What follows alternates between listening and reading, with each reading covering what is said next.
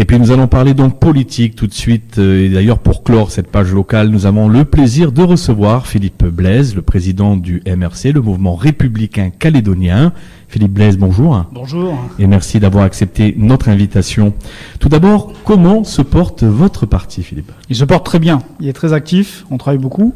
Oui. Vous savez, tous les mois, on a une réunion mensuelle publique au bout du monde. On a aujourd'hui également des ateliers très intenses en matière de sécurité, d'économie, d'enseignement, puisque nous sommes dans la phase de rédaction de notre programme. Et tout cela s'inscrit dans notre alliance politique au sein de l'Union pour la France avec le MPC de Gaël Yano, avec lequel nous avons depuis plusieurs mois des discussions très fructueuses et une réelle volonté d'aller ensemble proposer un projet aux Calédoniens pour les provinciales. Alors, passons tout de suite concrètement à la politique. 8 jours après le renouvellement du Congrès, quel bilan faites-vous de l'élection de Roch Ouamitan à la présidence de l'institution? Au Congrès, il y a 23 élus indépendantistes, il y a 31 élus loyalistes, et au final, c'est Roch Ouamitan qui a été élu. Oui. Roch Ouamitan qui a tenu des propos quand même très gênants sur le 14 juillet, il n'y a pas longtemps, en disant que c'était une fête dans laquelle il ne se reconnaissait pas. Moi, je trouve que c'est lamentable de voir ce résultat, de voir qu'une majorité loyaliste, parce que des partis n'ont pas été capables de s'entendre sur quelque chose de basique, c'est-à-dire la présidence du Congrès, parce qu'il y a eu un duel suicidaire entre deux formations politiques drapées dans leur orgueil, et bien au final, c'est l'indépendantiste qui l'a emporté au 3e tour à la majorité relative. C'est inacceptable, je crois que beaucoup de Calédoniens ne comprennent pas ce qui s'est passé. Justement, comment vous l'expliquez cet échec des partis non indépendantistes? C'est dramatique parce qu'en fait, ces deux grandes formations politiques qui, chacune, prétendent nous proposer une solution institutionnelle pour l'avenir du pays, finalement ne sont même pas capables de se mettre d'accord pour l'élection du président du Congrès. Donc ce sont des gens qui aujourd'hui n'arrivent pas à se parler entre eux, qui n'arrivent pas à se mettre autour de la table pour quelque chose qui n'est pas important. Et je me pose la question de savoir comment on va faire pour la logique unitaire pour les provinces nord et les provinces îles. Vous savez que là-bas, les loyalistes sont minoritaires. Nous avons perdu des sièges aux précédentes élections parce qu'il y avait des listes concurrentes. Cela ne peut pas se reproduire. Il faut que ces personnes soient responsables et qu'elles se mettent autour de la table et qu'il y ait des listes uniques. Si elles ne sont pas capables de faire ça, comment peuvent-elles porter un espoir pour la Calédonie, pour les gens qui veulent rester français en Calédonie? Alors justement, puisqu'en restant 30 secondes avec le Congrès du territoire, la commission permanente, entre guillemets, a été mise en place, sauf que le président de la commission permanente n'a pas encore été validé. Aujourd'hui, on se retrouve un petit peu dans la même problématique. Vous pensez qu'il y a des chances, effectivement, que un des partis non indépendantistes puisse récupérer la première présidence et la vice-présidence? Alors moi, je suis très dubitatif parce qu'aujourd'hui, ils sont dans une telle crispation entre Cahiers Ensemble et le Rassemblement qu'ils sont pas capables de se mettre d'accord pour la présidence de la commission permanente. Ce qui va se passer, c'est qu'on va modifier le règlement intérieur du Congrès pour permettre que, comme pour l'élection du président, le président de la commission permanente, qui est la structure permanente qui fait vivre le Congrès, soit élu à la majorité relative. Et ce qui va se passer, c'est que c'est probablement Sylvain Pabouty, indépendantiste, qui va être élu. Ou Caroline Bachorou, éventuellement. Qui va être élu. Et le pire dans tout ça, ce qu'ils ne disent pas à leurs électeurs, qui ensemble et le Rassemblement, c'est qu'ils sont d'accord pour voter la modification du règlement intérieur, c'est-à-dire qu'ils sont d'accord pour finalement se rendre impuissants et laisser carte blanche aux indépendantistes. Là, c'est carrément de la démission politique. Et c'est très grave. Alors, au regard de ce constat, votre parti va-t-il se présenter aux prochaines échéances électorales? Comme je vous l'ai dit tout à l'heure, nous sommes complètement engagés dans une logique de partenariat, d'alliance avec le MPC, parce que depuis très longtemps, nous avons fait le constat qu'en 2014, qui est une élection particulière, stratégique pour l'avenir de la Calédonie, nous ne pouvons pas nous permettre le luxe d'aller diviser et de faire moins de 5000 voix, c'est-à-dire moins que la barre des 5% des inscrits en province sud. Ce serait irresponsable, parce que les voix qui se porteraient sur nos listes en dessous de cette barre seraient perdues, et donc conduiraient à donner plus d'élus aux indépendantistes. Donc ça, je l'ai expliqué depuis le début, et croyez bien que c'est pas facile de faire ça. Expliquer qu'on va s'allier avec des gens avec qui on pense pas toujours la même chose, c'est un sacrifice. Mais on sait que c'est ce que les Calédoniens attendent. Ils attendent de la responsabilité, ils attendent le sens de l'intérêt général. Et donc, oui, nous irons aux élections provinciales en partenariat avec le MPC et toute formation politique qui désirerait s'inscrire dans la démarche de l'Union pour la France que nous avons bâtie ensemble. J'ai envie de vous demander, Philippe Blaise, qu'est-ce qui vous différencie des autres formations politiques de l'opposition? Alors, le mouvement républicain que je préside, déjà est un parti de personnes issues de la société civile. Nous sommes des cadres de société, nous sommes des enseignants, nous sommes des acteurs du secteur social, et donc nous nous engageons parce que nous savons que 2014 est une date importante, et on ne peut pas rester simplement spectateur. Nous ne sommes pas, nous, je dirais, des professionnels de la politique.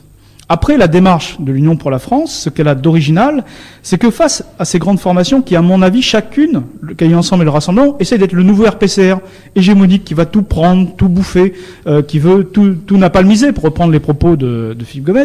Nous ne pensons pas que ça correspond à la réalité politique d'aujourd'hui. Aujourd'hui, on est dans une Calédonie où le camp loyaliste, il est pluraliste, où il faut fédérer les gens autour d'un socle commun de valeurs, autour d'un socle commun de valeurs loyalistes, et accepter la diversité. Et je me réjouis que dans les discussions que nous avons avec nos partenaires du MPC, nous pouvons nous conserver notre identité, notre originalité, et dire des choses parfois qui sont nuancées, qui ne sont pas exactement semblables aux propositions du MPC, mais il y a quelque chose qui nous réunit, c'est que nous nous battons pour rester français, nous avons ce socle commun de valeurs. Je peux rapidement vous le donner, ce socle commun. Il faut que la Calédonie garde une large autonomie dans la République française. Nous ne voulons pas d'autres transferts de compétences. Maintenant, ça suffit. Il faut déjà assumer les compétences que nous avons transférées. Il faut que l'État garde sa place en Calédonie comme garant, comme arbitre de la bonne gestion de notre pays par les collectivités locales.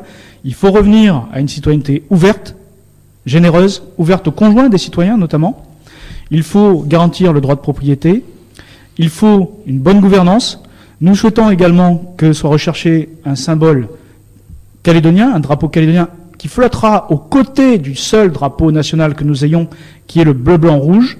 Et nous voulons qu'à la fin, à la sortie de l'accord de Nouméa, les Calédoniens puissent librement dire clairement, comme le prévoit l'accord de Nouméa, qu'ils veulent rester français. Justement, par rapport à Virginie Ruffnac, qui est passée dans nos studios hier, qui a évoqué, elle, une certaine forme de sortie de l'accord de Nouméa, vous avez suivi l'interview, vous en pensez quoi? J'ai entendu ce qu'a dit Madame Ruffnac, j'ai été consterné. Parce que ce qu'elle a dit, je suis désolé de le dire, mais c'est une ânerie. Elle a dit que si nous votions 3 fois contre le transfert des compétences régaliennes, les 3 référendums, à la fin, de toute façon, la Calédonie récupérait les compétences régaliennes. C'est un contresens. Je ne peux pas comprendre que quelqu'un qui est porte-parole du Rassemblement Parti Loyaliste puisse dire une chose pareille. Ce que dit l'accord de Nouméa, il dit qu'à la fin, si on ne vote pas le transfert des compétences régaliennes, les partis se mettront autour de la table pour examiner la situation ainsi créée. Mais juridiquement, en fait, c'est le statu quo. On reste dans la situation d'autonomie où nous sommes.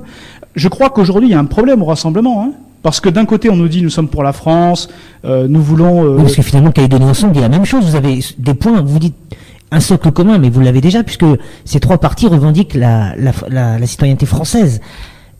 Et veulent continuer en France. Non, c'est paradoxalement... Les 2 partis, Calédonie Ensemble et Rassemblement, ne disent pas la même chose que nous. Ils ne disent pas la même chose que nous. J'ai eu l'occasion de le dire à Philippe Gomez quand il souhaitait qu'on se rapproche de lui au législatif. Je dis, on ne dit pas la même chose. Par exemple, les transferts de l'article 27, c'est-à-dire la compétence en matière de collectivité locale, ce qui est très grave. C'est-à-dire que l'État perdrait son rôle d'arbitre sur les collectivités locales. Il perdrait le contrôle de gestion et de régularité des actes. Sur l'enseignement supérieur, et puis sur l'audiovisuel, c'est-à-dire l'indépendance des médias. Quelle est la position de Calédonie Ensemble? Elle est très ambiguë. Nous ne disons pas la même chose. Moi, je pense qu'ils sont prêts à aller plus loin, à céder des choses aux indépendantistes. Quant au rassemblement, ce que je disais tout à l'heure, le problème du rassemblement, on a un discours qui est complètement schizophrène aujourd'hui. D'un côté, on nous dit on est bleu, blanc, rouge, mais vous avez Virginie Ruffnac qui vous dit ah ben non, après les référendums, automatiquement, la Calédonie récupère les compétences régaliennes. Mais qu'est-ce que c'est que ce discours indépendantiste? Ensuite, ils font une convention sur l'identité et la citoyenneté, où ils vont parler du code de la citoyenneté. Enfin, le code de la citoyenneté, c'est une revendication indépendantiste. Donc, il y a un problème, là, au Rassemblement. Il y a la base qui est loyaliste, j'en suis convaincu, mais à la tête du Rassemblement, il y a des gens qui ne savent plus où ils habitent. Et donc, clairement, nous n'avons pas le même discours politique. Je pense que les seuls, aujourd'hui, dans le paysage politique, à être authentiquement loyalistes, à s'engager sur des choses concrètes, plus de transfert de compétences, autonomie dans la République, le fait que l'État garde sa place, c'est nous, au sein de l'Union pour la France. Alors justement, puisqu'on parlait notamment du rassemblement UMP, Virginie Ruffnac, Philippe Blaise disait justement que Daniel Goa, qui a été un petit peu décrié ces derniers temps, avait eu un discours consensuel. Qu'est-ce que vous en pensez? Mais il n'a pas du tout un discours consensuel, Daniel Goa. Daniel Goa, il est dans son rôle. C'est le président de l'Union calédonienne, il vous dit en 2014, on va prendre la majorité au Congrès, on va monter une assemblée constituante et on va préparer l'indépendance. Je sais pas si on appelle ça un discours consensuel. La seule chose de consensuel qu'il a dit, c'est on n'est pas pressé parce qu'on voudrait que la France continue à nous financer pendant 15 à 20 ans. Alors là, je voudrais rappeler une chose. Le jour où l'Académie est indépendante, la France arrêtera de verser de l'argent. La France ne sera plus tenue de verser les 156 milliards qu'elle verse tous les ans au titre de la solidarité nationale. Les indépendantistes mentent aux Calédoniens quand ils prétendent qu'on peut être à la fois indépendant et garder l'aide financière de l'État. Ce n'est pas possible. Les choses sont claires. Donc plusieurs thématiques, nous le disions, vous êtes en train de travailler sur plusieurs thématiques. Vous parlez donc de vous réunir avec Gaël Yano, pour les prochaines échéances électorales. Est-ce que vous allez aussi vous présenter aux élections municipales? Est-ce que c'est prévu? Il y a des discussions en ce sens. Je crois qu'il faut distinguer deux choses. Il y a la commune de Nouméa où là il y a une légitimité évidente de Gaël Yano à se présenter et nous souhaitons l'accompagner dans cette campagne. Et après, il y a les communes périphériques. Les discussions ne sont pas abouties, mais mon sentiment, c'est que les gens ne votent pas forcément de la même façon aux élections municipales et aux élections provinciales. Après, c'est le cas par exemple à Dambéa, pendant très longtemps, Bernard Marant a été élu maire alors que les gens votaient massivement pour les RPCR au provincial. Il faut des gens qui, je crois, aient une légitimité locale. Après, en revanche, la différence, c'est qu'en 2014, les élections vont être très proches. L'élection municipale sera 2 mois en mars avant l'élection provinciale.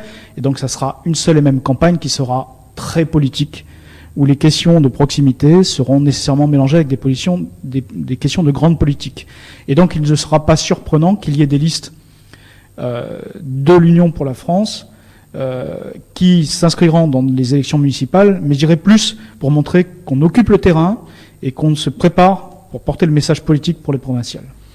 Entendu. Donc, nous parlions aussi donc des thématiques abordées par votre parti. Dedans, nous y trouvons donc bien sûr l'insécurité. Un mot aussi sur la vie chère, Philippe Blaise. Aujourd'hui, que pensez-vous un petit peu des accords qui ont été signés? Est-ce qu'il faut aller plus loin? La loi antitrust, par exemple, qu'est-ce que vous en pensez? Écoutez, avant de vous répondre, j'irai de façon technique, je voudrais revenir sur ce que veulent les Calédoniens.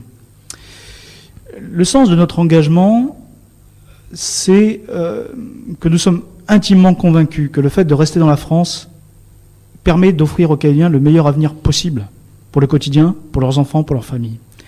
Que dit l'accord de Nouméa?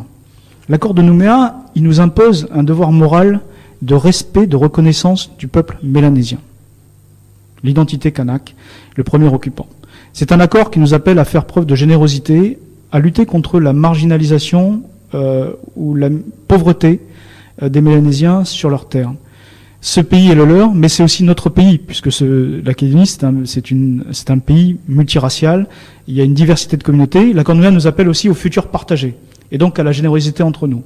Et en ce jour de célébration chrétienne, je crois que c'est important de rappeler que les Calédoniens sont très croyants, qu'il y a des valeurs de fraternité chrétienne très fortes. Et moi, je suis optimiste pour l'avenir de ce pays.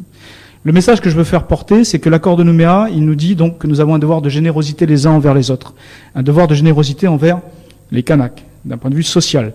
Mais l'accord de Nouméa ne nous a pas dit qu'on avait des obligations vis-à-vis de la cause nationaliste. C'est pas la même chose.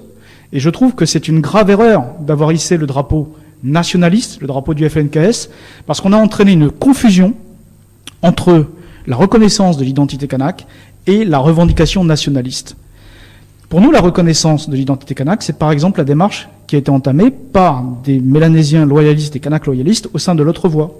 C'est une démarche qui est salutaire, de montrer que la voix du peuple kanak n'est pas portée que par les indépendantistes. Et donc, Christophe Louécotte, notre vice-président, participe à cette démarche avec notre totale bénédiction parce que nous pensons que c'est une démarche d'avenir. Donc, quand on comprend que notre obligation aujourd'hui, elle est sociale, le vrai combat, il est social, il n'est pas politique. Le statut de la Calédonie, il ne va pas donner à manger aux gens, il ne va pas résoudre les problèmes de délinquance, les problèmes de déscolarisation. On comprend que notre combat, il doit être de faire en sorte qu'en Calédonie, eh bien, il y ait une prospérité, mais une prospérité partagée qui profite à tout le monde. On doit lutter contre les inégalités. Donc, je soutiens complètement les démarches qui ont été engagées, les accords qui ont été engagés, pour lutter contre, je dirais, les dysfonctionnements de notre économie. Et il faut une économie avec des règles du jeu équitables. Il faut une économie transparente, il faut une saine concurrence, il faut lutter contre tout ce qui conduit à avoir des protections ou des abus de marché qui se traduisent, qui ne sont pas justifiés par l'industrie locale, mais qui se traduisent par un surcoût pour le consommateur. Il faut défendre le consommateur et toutes les réformes sont bonnes. La loi antitrust, alors il y a un débat à savoir est-ce qu'elle est bien calibrée, est-ce qu'elle protège pas certaines personnes au détriment d'autres. Sur le principe, elle est bonne parce que toutes les grandes nations développées ont adopté des lois antitrust. Donc il est normal qu'en Calédonie on ait ça. Après, je crois que les préoccupations des gens, on les connaît. Effectivement, c'est le pouvoir d'achat, donc il faut tout faire pour lutter contre la vie chère. La vie chère, c'est pas que la grande distribution. La vie chère, c'est le logement, c'est les transports. Là, j'ai rien entendu. Et nous, on a des propositions sur le sujet. Il y a également la croisade que nous devons engager pour permettre à tous les enfants d'avoir une éducation de qualité. Il faut lutter contre l'absentéisme scolaire, il faut lutter contre la déscolarisation. Pourquoi ? Parce que la première protection contre les inégalités, c'est quoi ? C'est l'éducation. C'est l'accès à une éducation de qualité qui donne aux gens la possibilité d'être des adultes éclairés, autonomes, maîtres de leur destin. Et les mêmes droits pour tous, bien entendu. Et les mêmes droits pour tous. Ça, c'est très important, la démocratie éducative. Aussi, voilà. Ouais. Et puis, il faut aussi que les gens puissent vivre de façon sereine. Et en Calédonie, mais c'est lié aussi à l'inégalité, c'est lié à la pauvreté, il y a un vrai problème d'insécurité. Et nous avons fait une conférence de presse le 24 juillet, où nous avons fait des propositions très claires là-dessus. Nous avons dit, il faut une nouvelle prison. Parce que le problème, c'est quoi ? C'est que la justice n'est pas crédible, parce qu'il y a 1200 peines qui sont non exécutées, dites en milieu ouvert, mais en fait, les gens ne vont pas en prison. Et c'est des gens qui ont tabassé, qui ont volé, qui sont dangereux. Il faut qu'ils aillent en prison. Ou alors, il faut se donner les moyens de mettre en place des peines alternatives, c'est-à-dire le bracelet électronique. Aujourd'hui, il y en a peut-être une 50aine maximum, c'est pas assez. Ou une structure efficace qui propose des travaux d'intérêt général. Aujourd'hui, ça marche dans les petites communes comme Doumbéa ou Païta parce que les mairies sont en prise directe avec la gendarmerie. À Nouméa, ça marche pas bien parce que c'est trop compliqué, il y a trop d'administration. On a souhaité qu'il y ait un bureau unique, central, pour proposer en permanence des travaux d'intérêt général, de façon à ce que quelqu'un qui a fauté et qui ne mérite pas nécessairement d'aller en prison puisse compenser par un travail pour la communauté, puisse se racheter. Donc pour vous, généraliser ce genre de dispositif sur l'ensemble du territoire, en l'occurrence ? En fait, la justice, elle est au niveau territorial, donc c'est principalement le tribunal de Nouméa. Mais oui, il faut un bureau unique qui serait géré par le gouvernement de la Nouvelle-Calédonie et qui fédérerait sous la forme d'une association les différentes collectivités ou organismes qui peuvent nous aider à mettre en place ça. Je reviens sur la vie chère. Je vous l'ai dit, la vie chère, c'est pas que la grande distribution, c'est aussi le logement et les transports. Et là, il y a une chose très simple à faire pour régler le problème du prix du logement. Aujourd'hui, on a quand même une situation ubuesque. On a le BTP qui est en crise. Il y a des milliers d'emplois qui sont menacés. Et en même temps, on sait qu'il y a toute une frange de la population qui ne peut pas accéder au logement. Pourquoi ? Parce que, je l'ai dit déjà chez vous une fois, mais je le redis, 90% des sociétés, des administrations sont sur la presqu'île de Nouméa. Et donc les gens n'achètent pas, ne veulent pas faire construire en dehors de Nouméa à cause des problèmes d'embouteillage, de transport. Parce que c'est pas une vie de famille de passer des heures dans les transports. Eh bien moi, ce que je vous dis, c'est que nous prenons l'engagement que si nous sommes en responsabilité, si nous sommes élus, dans les 2 ans, nous déplacerons des administrations de Nouméa vers l'axe Doumbéa-Païta, peut-être même un peu au Mont-Dor. Décentraliser pour que nos auditeurs comprennent bien. Délocaliser des administrations, voilà, qu'on mettra en dehors de Nouméa, de façon à ce que on ne fasse pas venir les gens au travail, mais on fasse venir l'emploi vers les habitants. Et en faisant ça, on va relancer le bâtiment. On va donner du travail aux entreprises de construction traditionnelles, aux maçons qui aujourd'hui craignent de perdre leur emploi. On va permettre aux artisans qui sont dans le second œuvre d'avoir du travail, parce qu'on va libérer cette espèce de blocage artificiel qui empêche d'utiliser l'espace disponible dans le Grand Nouméa. On va multiplier l'offre de logements, donc avoir une pression à la baisse sur les prix, et puis surtout, on va rendre aux gens une vraie vie de famille, parce qu'ils n'auront pas à passer des heures dans les embouteillages. Eh bien, écoutez, c'est sur ces paroles optimistes que l'on se quitte, Philippe Blaise. Merci. Merci. Je rappelle que vous êtes le président du MRC, le Mouvement Populaire Calédonien. Non, le Républicain Calédonien. Veuillez m'excuser pour ce lapsus, et que vous avez bien entendu micro ouvert à Radio Océane.